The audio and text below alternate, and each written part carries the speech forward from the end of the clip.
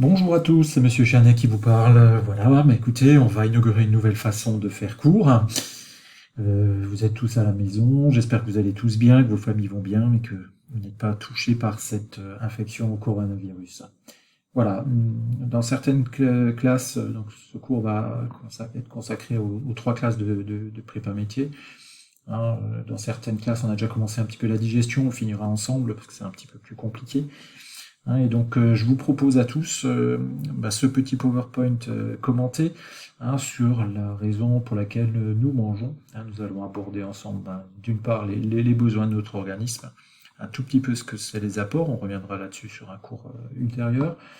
Et dans un deuxième temps, on parlera surtout des besoins énergétiques que nous pouvons avoir au quotidien. Voilà. Alors la question qu'on peut se poser, à quoi ça sert de manger? Certains répondront peut-être, oh, c'est sympa, c'est convivial, c'est bien parce que j'aime manger, les aliments qu'on me propose, que ma maman me fabrique ou qu'elle me produit soient exceptionnellement goûteux. Mais néanmoins, si on mange, c'est avant tout pour couvrir un certain nombre de besoins de notre organisme. Alors comme vous le savez tous, notre organisme est une machine très complexe et qui a besoin donc qu'on lui apporte un certain nombre d'éléments nutritifs pour pouvoir vivre, survivre et fonctionner correctement. Alors quels sont les besoins que nous devons couvrir par notre alimentation? Le premier, c'est un besoin un petit peu évident. Je vous rappelle, quand vous êtes né, vous faisiez une petite cinquantaine de centimètres. Aujourd'hui, pour certains, vous n'êtes pas loin de 2 mètres. Et donc, sur ces 14-15 ans de vie, vous avez pris chacun pas mal de centimètres et associé à ça, votre nombre de cellules globales a sacrément augmenté. Donc pour fabriquer cette matière vivante, il faut des briques et ces briques sont recouvertes par ce fameux besoin qu'on appelle le besoin bâtisseur. Alors également le besoin bâtisseur, il va couvrir des choses qui sont liées tout simplement au renouvellement de nos tissus et de nos cellules. Je ne sais pas si vous savez, mais nos globules rouges sont renouvelés tous les 100 jours en totalité. Donc ça veut dire que les milliards de globules rouges que vous avez dans votre sang sont reconstruits, sont reformés tous les 100 jours. Donc ça veut dire 3 fois par an, votre stock de globules rouges est renouvelé. Pareil, l'épiderme, qui est la couche externe de votre peau, elle est renouvelée tous les 30 jours, ça veut dire que toutes les cellules qui la composent sont tout simplement éliminées et que des nouvelles sont fabriquées en parallèle. Autre élément, quand vous vous cassez un os, que vous faites une blessure musculaire, ces blessures ou ces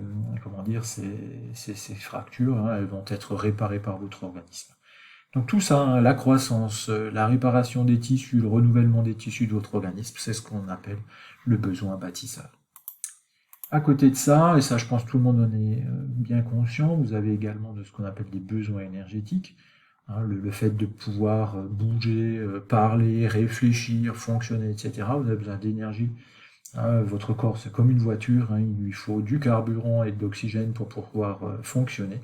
Et donc, ce besoin énergétique, on reviendra tout à l'heure là-dessus un petit peu plus en détail, donc je vais pas trop en parler maintenant. Enfin, troisième élément, c'est ce qu'on appelle le besoin fonctionnel. Votre corps, je pense que tout le monde en est conscient, c'est une mécanique extrêmement complexe qui fonctionne super bien quand tout est en place. Et donc, pour faciliter un petit peu le fonctionnement de votre corps, il faut des petites molécules supplémentaires qu'on peut comparer éventuellement à de l'huile qu'on pourrait mettre dans un moteur et qui vont tout simplement faciliter le fonctionnement de votre corps humain.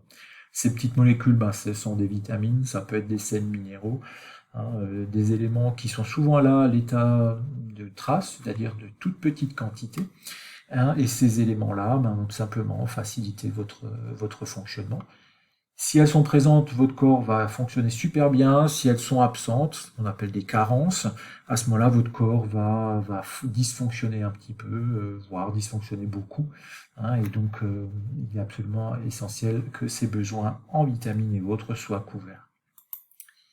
Alors, les apports, votre corps humain, pour pouvoir fonctionner, la matière, je vous l'ai déjà dit, se renouvelle, disparaît, meurt. Et donc, il faut en permanence apporter des éléments nutritifs. Et qu'est-ce qui va apporter ces éléments nutritifs? Ce sont en fait l'alimentation. L'alimentation idéale pour un adolescent de votre âge se construit sur 4 repas. On reviendra là-dessus en détail un peu plus tard dans ces cours. Le premier repas, c'est le petit déjeuner, certainement un des plus importants. Si vous regardez, il doit représenter à peu près un quart de vos besoins journaliers. Le déjeuner, qui est le repas central de la journée. Donc, souvent, ça va être un repas riche en protéines et autres, parce que il doit vous permettre de tenir toute la journée, mais aussi de couvrir les besoins fonctionnels et bâtisseurs. Vous pouvez vous permettre, vous encore, en tant qu'adolescent, un petit goûter en milieu d'après-midi, vers 4 heures ou 5 heures, et le dîner qui est un repas là aussi important, mais qui doit être plutôt léger pour favoriser le sommeil. Alors les apports seront apportés par les aliments. Les aliments, vous savez tous ce que c'est. Ce sont des éléments solides que vous allez devoir digérer pour qu'ils puissent être intégrés, assimilés par votre corps. Mais n'oubliez pas que l'alimentation se comporte aussi, les boissons. Les boissons, on va essayer d'éviter les boissons trop sucrées et privilégier les boissons riches en eau. L'eau qui est absolument indispensable à la vie, mais qui va aussi porter un certain nombre de sels minéraux qui sont indispensables pour le bon fonctionnement de votre corps. Alors, je vais faire maintenant un élément un petit peu particulier sur les besoins énergétiques. Votre corps, c'est comme un véhicule, comme une voiture. Elle a besoin absolument d'énergie pour fonctionner. Alors, quels sont les besoins énergétiques de votre corps? Vous avez tout d'abord besoin d'énergie pour bouger.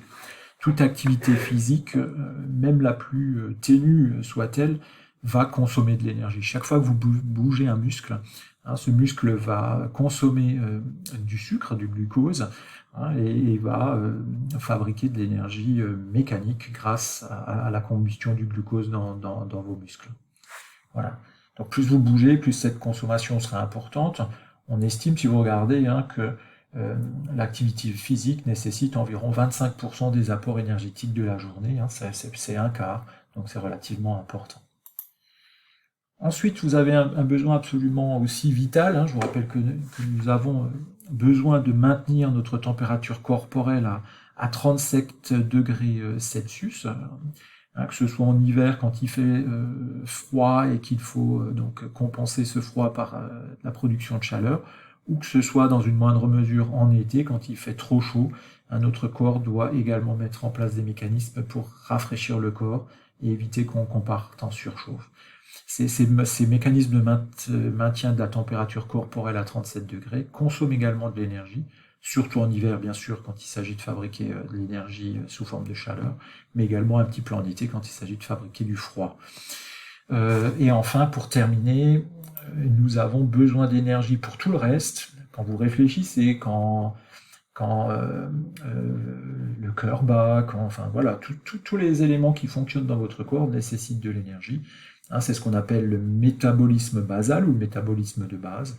Vos cellules, je vous rappelle que vous en avez plusieurs milliers de milliards dans votre corps, fonctionnent avec de l'énergie. Et cette énergie, c'est ce qu'on appelle le métabolisme de base. Donc, sans bouger, sans même avoir éventuellement à maintenir votre température corporelle, si on prend uniquement le fonctionnement de vos cellules, c'est-à-dire le métabolisme basal, il y a plus de la moitié d'énergie consommée chaque jour qui doit être consacrée à cela. Alors, les unités énergétiques internationales qui sont aujourd'hui utilisées et comprises un peu partout dans le monde, c'est le kilojoule. Ça n'a rien à voir du tout avec le rappeur que vous connaissez bien, mais le kilojoule est aujourd'hui l'énergie internationale, l'unité internationale qui est utilisée pour l'énergie. Donc le kilojoule, voilà, vous avez l'orthographe et à côté, donc l'abréviation, qui serait intéressant de reconnaître. Alors dans notre pays, on utilise, comme dans d'autres pays d'ailleurs d'Europe, souvent francophones ou d'Afrique, on utilise également une autre unité qu'on appelle la kilocalorie. Elle est encore très représentée ou très présente sur les étiquettes des produits alimentaires, mais c'est une unité qui n'est plus considérée comme une unité officielle et donc elle a tendance à disparaître. Et donc pour avoir la règle qui permet de calculer le nombre de kilojoules par rapport au nombre de kilocalories, il faut savoir qu'une kilocalorie équivaut à 4,18 kilojoules. Voilà, si vous deviez un jour faire des calculs. Sachez que là, dans la suite de ce cours, je vais uniquement utiliser l'unité de la kilojoule, hein, puisque c'est l'unité officielle, et c'est celle que vous allez retrouver éventuellement dans un sujet de brevet si ça devait arriver. Alors les besoins énergétiques varient selon différents paramètres. Alors si vous regardez un petit peu ce dessin, on se rend compte que ça varie.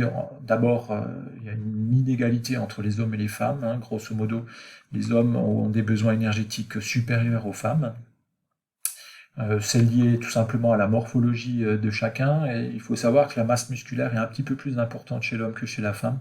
Et donc les muscles consomment pas mal d'énergie. Et donc ça explique en partie cette différence. Si vous regardez bien également ce document que j'ai mis là sur ce petit PowerPoint, vous pouvez constater que les besoins varient en fonction de l'âge. Ils sont maximum chez l'adolescent, donc vous êtes aujourd'hui, vous, à un âge où les besoins énergétiques sont très importants. Ils baissent un petit peu à l'âge adulte et vont rebaisser chez la personne âgée, pour qui les besoins énergétiques sont moins importants.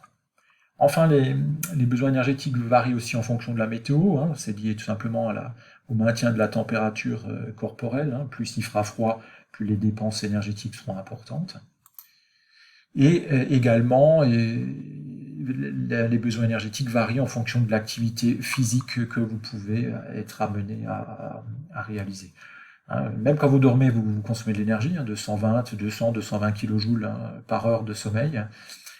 Et naturellement, plus l'activité va être physique, plus l'activité va être forte, plus vous allez effectivement consommer d'énergie. Donc les grands sportifs consomment énormément d'énergie, c'est pour ça qu'ils doivent compenser par une alimentation la plus riche possible. Hein, je sais qu'il y a pas mal de footeux dans la classe. Hein, donc l'activité, si vous faites un bon match de foot, attention, hein, pas comme certains footballeurs professionnels hein, qui attendent que le ballon arrive juste pour le mettre au fond des buts, mais ceux qui font des allers-retours permanents et qui bougent énormément hein, pour défendre leur équipe, etc., ils vont dépenser environ 2600 kJ par heure de sport. Donc c'est énorme. Hein. Si vous faites 2 heures de foot, vous voyez ce que vous pouvez consommer. On sera à 5200 kJ. Rien que pour 2 heures de foot, c'est énorme. Voilà. Alors, il y a deux possibilités. Hein. Soit vos apports alimentaires sont supérieurs à vos besoins, donc non, pardon, les besoins sont supérieurs aux apports. À ce moment-là, si vous dépensez plus que vous recevez d'alimentation, vous allez perdre du poids. Et par contre, si vous mangez plus que ce que vous avez besoin, vous allez prendre du poids. Hein. C'est une simple problématique de balance. Voilà. Donc voilà, j'ai terminé cette petite capsule vidéo. Je vais donc vous mettre à la suite le document du cours qu'il faudra compléter à partir de ce que je viens de raconter, mais également des documents qui sont présents sur le cours. Et je vous ai mis également un deuxième exercice que je souhaiterais que vous complétiez, que vous me renvoyiez par École Directe. Voilà. Mais écoutez, je vous dis à tous... je souhaite à tous une bonne journée, une bonne fin de semaine. Si tout va bien, j'essaierai de vous publier la semaine prochaine un élément complémentaire à ce cours. À très bientôt.